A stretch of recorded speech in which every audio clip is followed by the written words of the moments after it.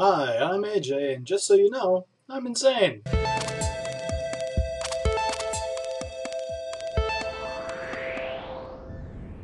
that's not going to affect the news we cover.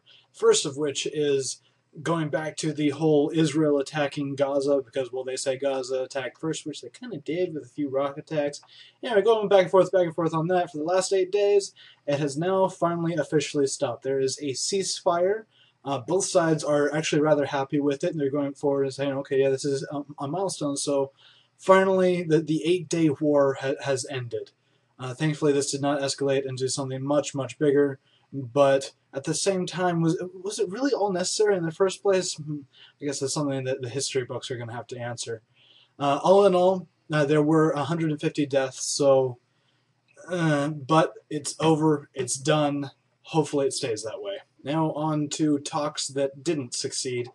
If you've been looking at the whole Twinkie hostess shutdown thing, you will have heard that at least in the last few days there were some last-minute talks. Hostess was probably going to be saved. Things were looking good, and those talks broke down, and Hostess is now continuing on with its shutdown. There's no way to save it at this point.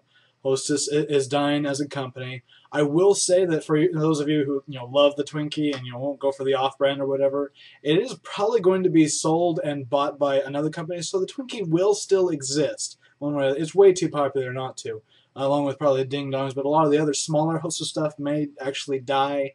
Really, this is just sad to see this all coming through, because it's because of a union that didn't think that the company would die if they striked, and guess what? Called the bluff, and it's not a bluff, and dead company. This is what happens when unions get too much power. Of course, at the same time, Hostess was kind of being douchey with what they were doing, and in fact, the federal government is going after them for a few things, so bad on them, too. Speaking of federal governments getting into things, this one's actually the Russian federal government is kind of getting into the whole protest scene.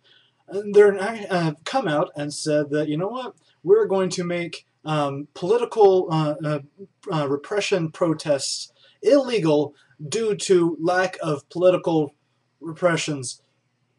Ow, ow, my brain hurts. If you're not getting this, them doing this is politically repressing. Can someone please, who speaks Russian, just go over there and tell them, look, what you are doing is politically repressing by banning this type of protests. My head.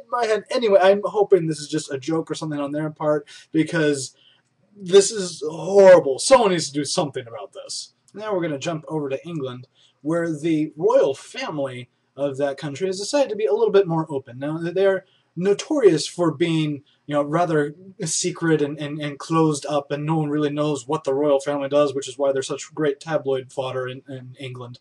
But now they're deciding to, start posting pictures to their revamped website. And they decided to post pictures of Prince William. If you don't know which one he is, he's the one that's in the RAF and search and rescue and that kind of stuff. And, they look pretty good, showing what he does day to day, showing he actually does work, that kind of stuff. The problem is the pictures they took and posted have computers and sheets on them that have passwords and encrypted material and really important stuff on them. So yeah, internet picked that up pretty quick and are running with it. No use hiding it once it's out, at least on the internet. And so yeah, big debacle going on right now, having to change all their passwords, all that kind of stuff. They really should have just blurred out the pictures. We're going to jump back to the United States for a while because, well, we need some idiots here, I guess. First little bit here is talking about the atheist group at Dartmouth College over in New Hampshire. Well, they've decided to set their targets on, well, Mother Teresa.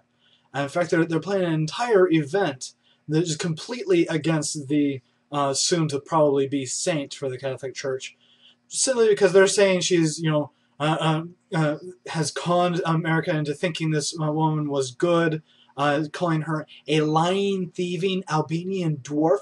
Holy crap, do you have any actual real research on this lady at all? Because maybe you're kind of moving, but all I'm seeing right now are just insults.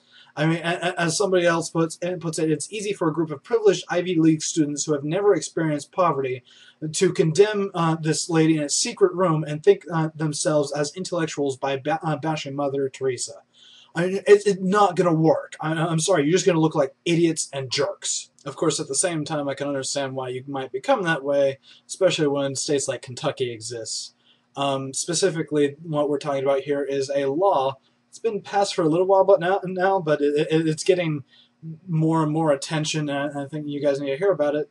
And that is, they can basically arrest you for not believing in God, and they've kind of gone a weird way about it. They've basically made a Homeland Security law that states if you do not acknowledge the security provided by the Almighty God, you risk 12 months in prison. Now, this is very obviously a violation of the First Amendment right of freedom of religion. The state shall not provide any religion at all. And yet, the Kentucky Supreme Court won't even review it. So this is utterly ridiculous. This is obvious, just ignoring a country law just because they want to put something forward that isn't even intelligent. This is just, this is going to make people angry and stupid, which is where we get people for the last story. And by last story, I meant the story previous. So anyway, the two atheist, non-atheist story, whatever.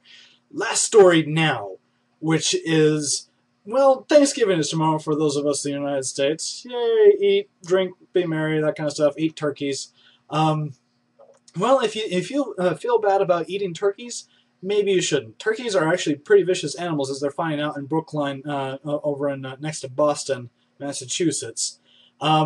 And I know this personally, I'll share this in a second. But yeah, complaints are rising of turkey attacks. Literally, the turkeys are just getting out. Well, the turkeys are wild turkeys, but they're just going out into the neighborhoods, attacking people. And this one lady had one jump into her face and scratch up her neck. I'm sorry, if a turkey jumps at me, I'm going to punch it in the face.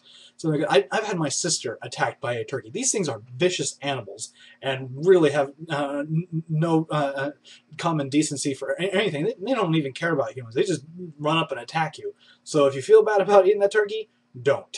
All in all, have a happy Thanksgiving tomorrow. Jeremy's already had Thanksgiving dinner due to some family stuff, like sister going out of town, something like that. So he might be here tomorrow. I don't know. We'll see. Either way, I will see you Friday. If you liked it, like, favorite, subscribe, wherever it is on YouTube now. Share us with your friends because, it's the holidays. It's time to share things. And always, be aware.